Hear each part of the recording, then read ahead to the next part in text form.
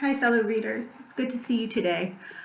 Well, are you interested in finding out whether or not our prediction about whether or not something sad happens in chapter 19, just based on that picture, whether or not that's true? I'm not going to lie. I'm a little worried. I've been thinking about Edward Jangles for a little bit now. Here we are, chapter 19, The Miraculous Journey of Edward Tulane. Remember, when last we were involved in our story, we had Bryce and Sarah Ruth. And Sarah Ruth is sick, and the dad seems not very nice, doesn't really seem to care for the children. And we know Bryce is just a very, very tender, very, very warm, giving, caring brother. I like Bryce a lot. And what does he do to make Sarah Ruth laugh? Do you remember? He figures out a way to make Edward dance, right? Which is kind of, I don't know, I have a picture in my mind. I hope we get a picture later on to see if my picture in my mind is correct. Anyway, here we go. Chapter 19. Let's see. The days passed. The sun rose and set again and again. Sometimes the father came home and sometimes he did not. Edward's ears became soggy and he did not care. Do you remember why? Because Sarah Ruth would kind of put his ears in his mouth and suck on them.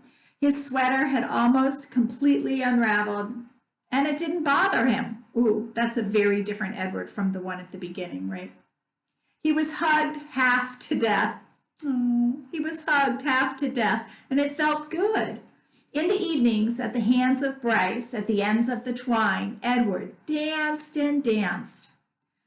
1 month passed, and then 2, and then 3. Sarah Ruth got worse.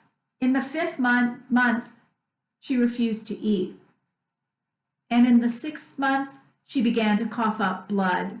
I'm starting to wonder if maybe she has tuberculosis, which was a disease that was very devastating in the 1930s. We have a vaccine for it now.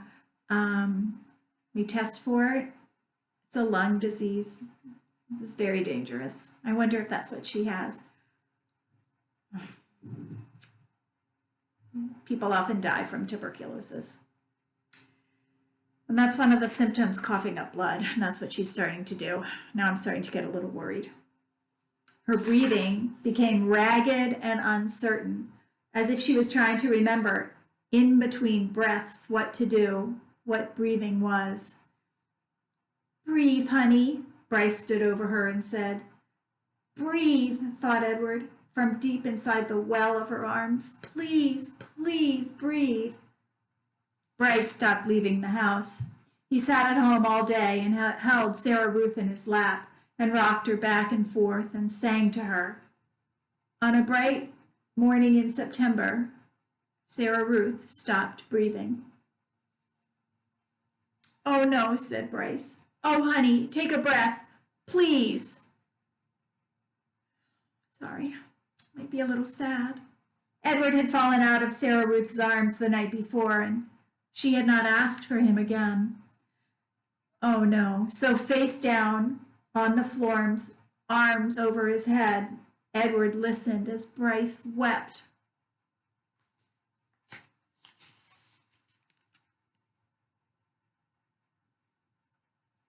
He looks terribly sad, doesn't he? He listened as the father came home and shouted at Bryce. He listened as the father wept. So they were crying because Sarah Ruth, she's died. Our caption says, come on, Jangles. You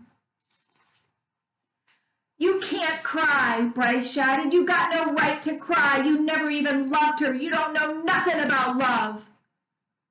I loved her, said the father. I loved her. I loved her too, thought Edward. I loved her and now she is gone.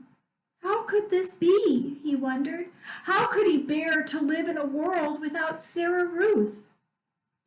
The yelling between the father and son continued, and then there was a terrible moment when the father insisted that Sarah Ruth belonged to him, that she was his girl, his baby, and that he was taking her to be buried.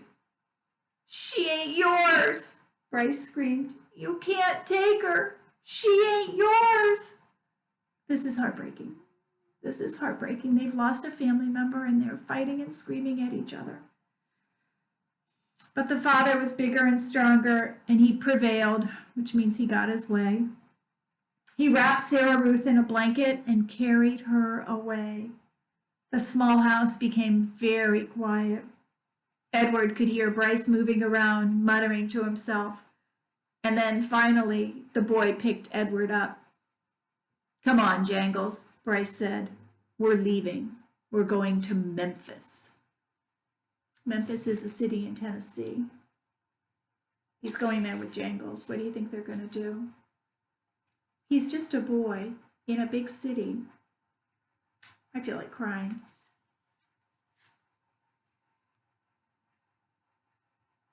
That's what Edward looked like when he would dance for Sarah Ruth. You see how the twine or the string is tied around his arms and his legs to make him dance? Is that what you pictured in your mind from the words describing? Yeah. Do you see how his clothing? Do you see that? Got like ratty pants now. And a sweater. Which do you remember what a sweater is? It's a hat from Bull, right? Hope I can keep going. What do you think? Oh. So let's make our prediction. So they're going to Memphis. This is our picture. What do you think they're going to do in Memphis? Let's find out. "How many dancing rabbits have you seen in your life?" Bryce said to Edward. "I can tell you how many I've seen. 1. You. That's how you and me are going to make some money." Oh, interesting.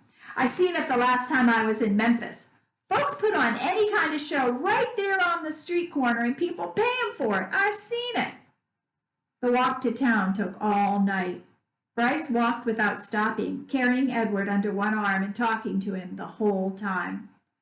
Edward tried to listen, but the terrible scarecrow feeling had come back. Do you remember that? The despair. The feeling he had when he was hanging by his ears in the old lady's garden.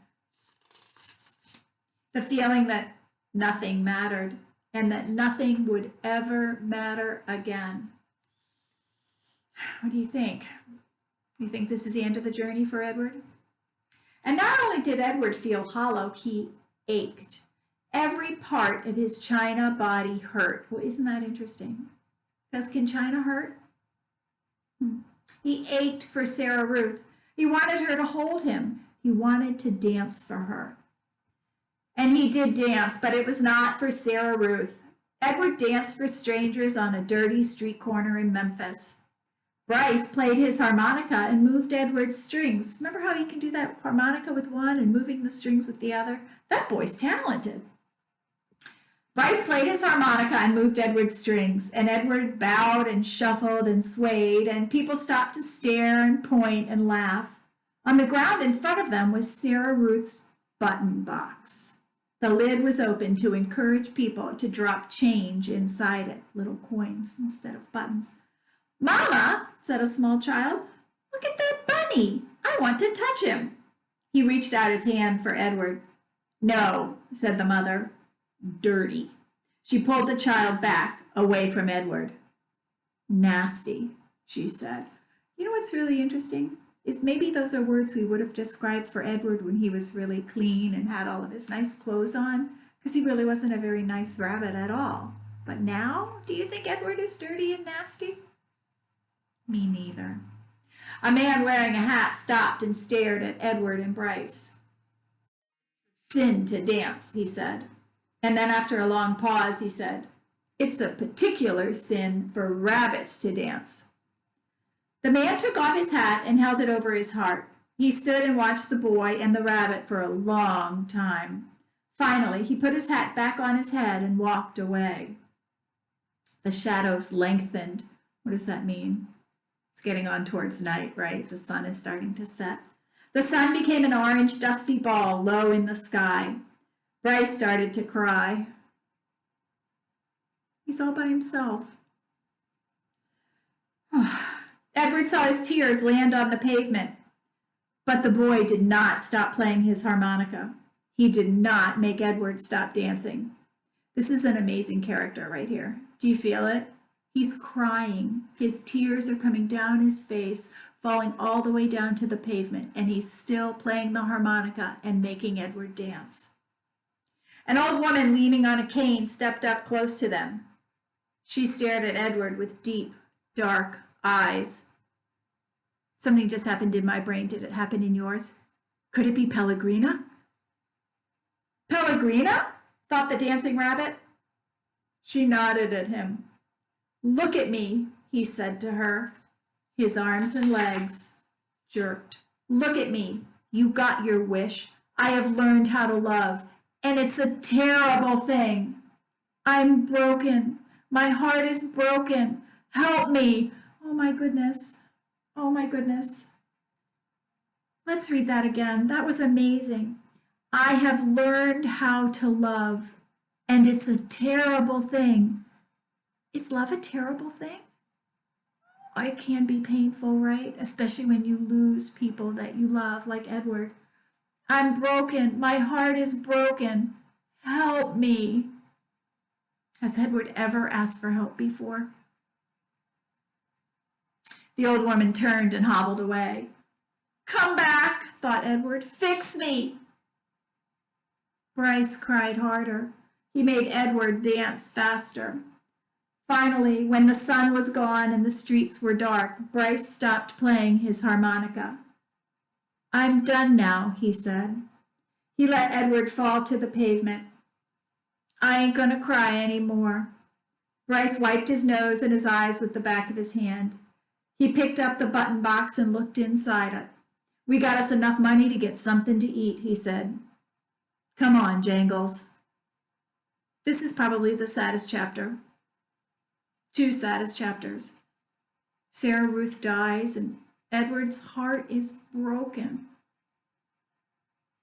And he's so sad about knowing about love. This is so sad.